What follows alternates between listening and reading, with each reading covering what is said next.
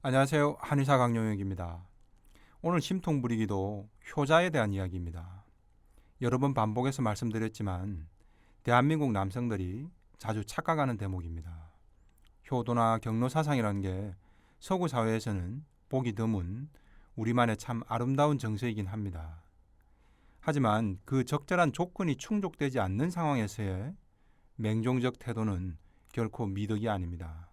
다만 남성들은 자주 착각하게 됩니다. 그리고 그런 착각은 결국 뒤늦은 인생 후회로 나타나게 됩니다.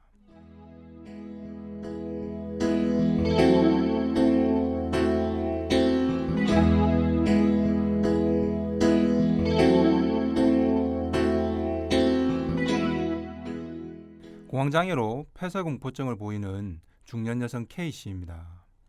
한의원에서 30분 정도 떨어진 곳에 사는 분인데 차로 오는데 1시간 반 걸렸습니다.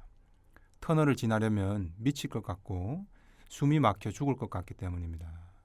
그래서 지하철이나 대중교통도 이용을 못합니다. 가까운 길을 놔두고 터널 없는 길만 찾아서 멀리 돌고 돌아서 왔다고 합니다. K씨는 중년이 되면 남편과 자주 여행 다니는 게 자신의 인생 꿈이었는데 이제 터널 하나도 못 지나가는 갇힌 신세가 되어버렸다라고 한탄을 합니다. 그래서 중요한 약속이 생기면 며칠 전부터 걱정이 태산입니다. 터널을 지나지 못하니 말이죠.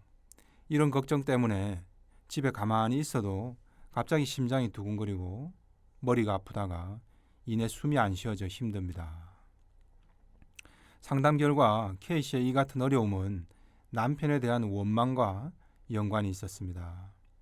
둘째 아들인 남편은 한마디로 비유하면 효자의 끝판왕입니다. 신혼 초부터 시댁에 부모 형제들 챙기는데 끔찍하기가 이를 데가 없었다고 합니다. 오히려 큰형보다도 더 효심이 극진하고 형제들에게 조금이라도 어려운 일이 생기면 물불 가리지 않고 도와준다고 합니다. 근데 남편이 그러니 아내인 K씨에게 그 뒷감당이 고스란히 돌아옵니다. 둘째이지만 맏며느리 역할을 하는 건 기본이었다고 합니다. 심지어 시동생이 큰 사고를 당하자 아예 K씨 남편은 앞으로 모든 생계를 책임져 주겠다는 식으로 나왔답니다. 시부모님들도 무조건 형한테 매달려라. 니네가 살 길은 그것밖에 없다는 식이었답니다. K씨는 그 당시 친구와 식당을 운영하고 있었는데 K씨 남편은 친구를 내보내고 동서와 일하라고 했답니다. K씨는 동서와 함께 일하는 건 불편하니까 이것만은 못하겠다고 하자 남편은 식구보다 친구가 중요하냐? 네가 사람이냐? 라며 크게 화를 냈다고 합니다. 결국 K씨는 마음이 너무 불편해서 자신이 잘 운영해오던 식당을 아예 동선에게 그냥 넘겨주고 다른 일을 새로 시작했답니다. 처음에는 너무 고마워하던 동서는 시간이 지나면서 또 달라졌습니다. 가게 손님이 조금씩 줄어들자 이거 원래 잘 되던 가게를 준 게 맞냐라면서 원망까지 했답니다. 물에 빠진 사람 건져주니까 보따리 내놓으라는 격인 거죠. 이러다 보니 K씨는 시댁 식구들은 하나같이 나를 이용만 했다는 생각이 든다라고 말합니다. 시댁 식구들에게 무슨 일만 터지면 맨 먼저 남편이 나서고 결국은 K씨가 다 뒷감당하는 식이 반복되어 온 거죠. 근데 가장 섭섭했던 건 동서나 다른 시댁 가족들이 아닌 바로 남편의 태도랍니다. K씨 남편은 K씨가 시댁 식구를 위해 그렇게 헌신해도 편들어주는 말 한마디를 해주지 않았답니다. 오로지 형제간의 우애가 더 소중하니 당연히 할도리를 하는 것이라는 입장인 거죠. 남편은 이렇게 시댁 식구들에게는 끔찍하게 헌신적이었습니다.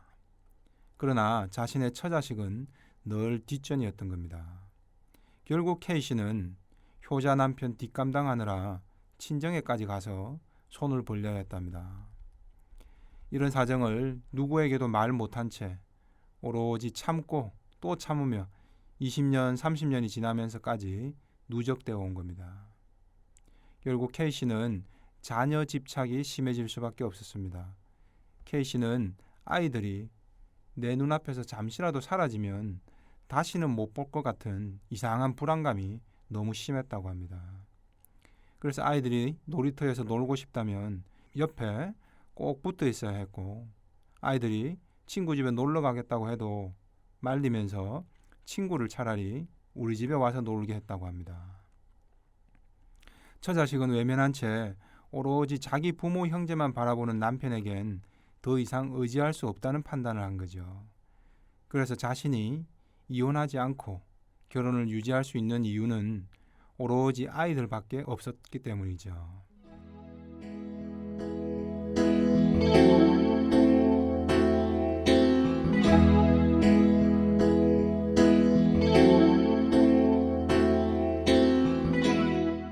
케이씨는 아무리 억울해도 당시에는 남편과 언쟁 한 번 못했답니다. 그만큼 시댁 식구 챙기는 일에선 남편이 완강했기 때문이었죠. 시댁 식구들에 대한 조그만한 비판이라도 할라 치면 남편은 눈이 뒤집힐 정도로 격한 반응을 보였답니다. 그런데 이렇게 참고 친정까지 가서 돈을 마련해 와서 시댁 식구들 뒤치다꺼리까지 해줬습니다. 그러면 시댁 식구들은 K씨에게 너무 감사하고 고마워했을까요? 그렇지 않습니다. 사람은 호의가 계속되면 그걸 감사하기보다는 권리인 줄 알기 쉽습니다. 호의를 베풀어도 해도 끝이 없구나라는 걸 K씨도 K씨 남편도 한참 뒤에야 깨닫게 된 거죠. K씨 남편은 이제 와서 자신이 인생을 크게 잘못 살아왔구나라고 후회를 합니다. 자신도 인생을 열심히 산 건 맞는데 처자식은 나 몰라라고 오로지 부모 형제만 챙긴 것이 후회가 된다고 말합니다. 남편은 내가 아프거나 혹은 내 마누라가 아프면 형수가 나를 건사해 줄 것도 아닌데 라면서 지난날 끔찍한 효자로만 살아왔던 삶이 지나쳤음을 이제야 후회합니다. 그러나 아내인 K씨는 남편의 이런 뒤늦은 후회를 받아들이질 못하고 있습니다. K씨는 이미 늦었다고 말합니다. 남편이 나쁜 사람은 아니지만 이젠 가까이 오는 것도 싫다고 말합니다. 지난 30여 년을 나와 우리 아이들은 외면하고 자기 부모 형제만 그렇게 끔찍이 생각했던 사람이 나이가 들고 부모님 다 돌아가시고 하니까 이제 와서 나에게 잘하겠다라는 게 신뢰가 안 생기는 겁니다.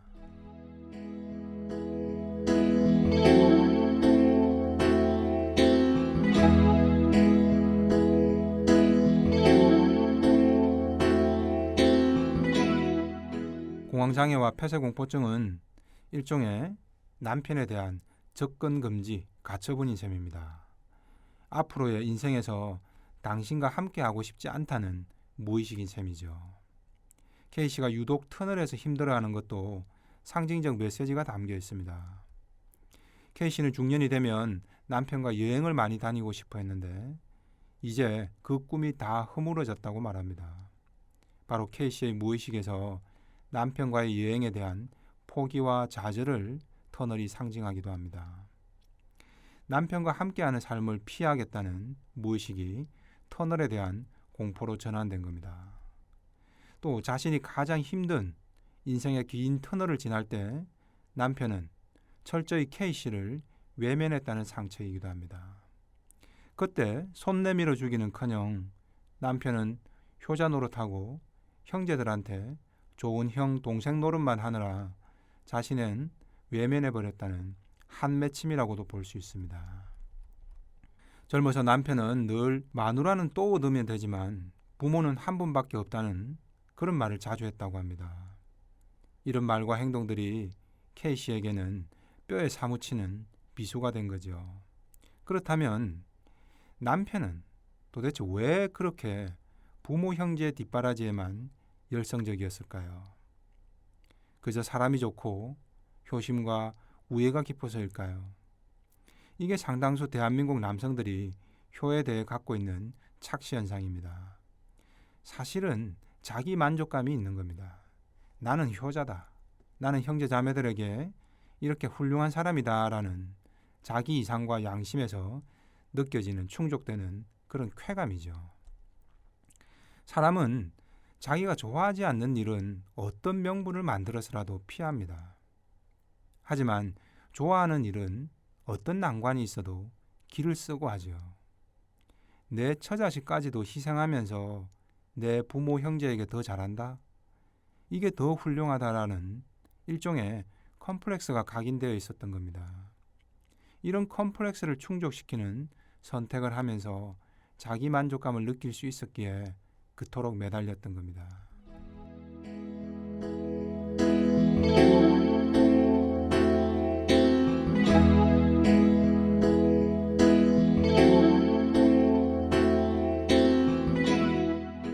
지난해 인기 있었던 응답하라 1988이라는 드라마에서도 주인공의 아버지 성과장도 마찬가지 캐릭터죠.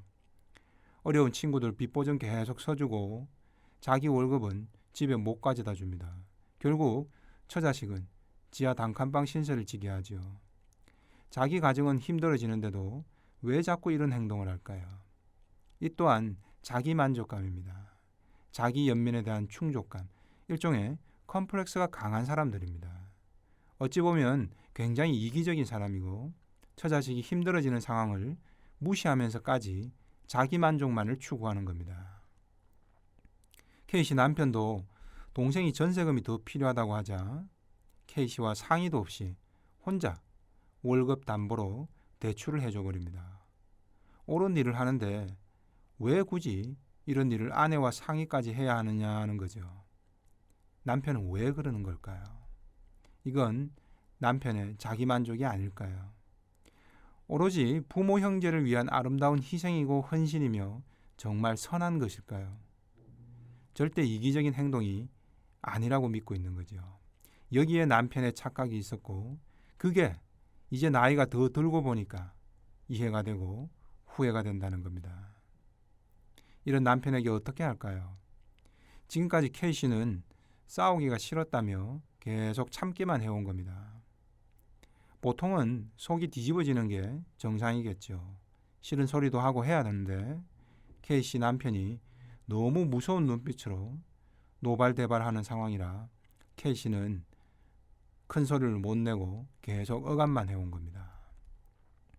K씨는 그래도 내 남편이 사람이 착한 것이라 좋게 생각하려고 한다라고 말합니다. 하지만 그건 K씨 머리가 꾸며낸 것뿐이죠.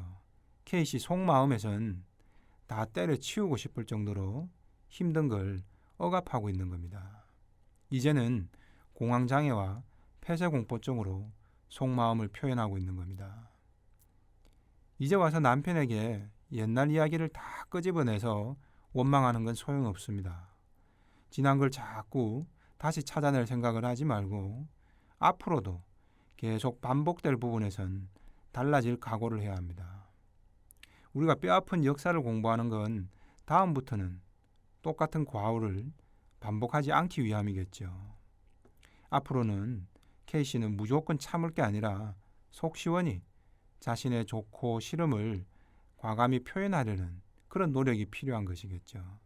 그래야 공황장애도 폐쇄공포증도 빨리 낫게 됩니다. 소음인 남성들 중에는 재심을 효심이나 형제간 우애로 착각하는 경우가 참 많습니다. 재심은 자신의 편에서 위아래 서열을 나누고 윗사람에게는 군대식의 맹목적 복종을 하려는 마음입니다. 그러나 효도나 우애는 맹종이 아닙니다. 부모나 형제 자매가 어려움에 빠졌을 때 상황을 적절히 봐과하며 도와주는 것을 의미합니다. 평소에 자신의 처자식까지 다 외면하고 자기 만족을 위해서 아내가 처가에까지 가서 돈을 끌어와야 했다면 이는 적절한 수준을 벗어난 것이겠죠. 내 부모 형제만 생각하는 지극히 이기적인 선택인 겁니다. 이건 맹종인 거죠. 부모 형제를 돕는 것도 상황 파악부터 하고 자신의 중심을 잃지 않는 선에서 해야 진정한 효심과 우애가 됩니다. 내 처자식이 고생하는 건 외면하면서 내 양심과 자기 만족만을 추구하는 걸 효심이나 우애로 착각해서는 안 됩니다. 그래서 진정한 효도와 우애는 맹종과는 구분되어야 합니다. 그래야 나이가 들어서 자신의 삶을 후회하지 않게 될 겁니다. 이상 한의사 강용혁의 심통부리기였습니다.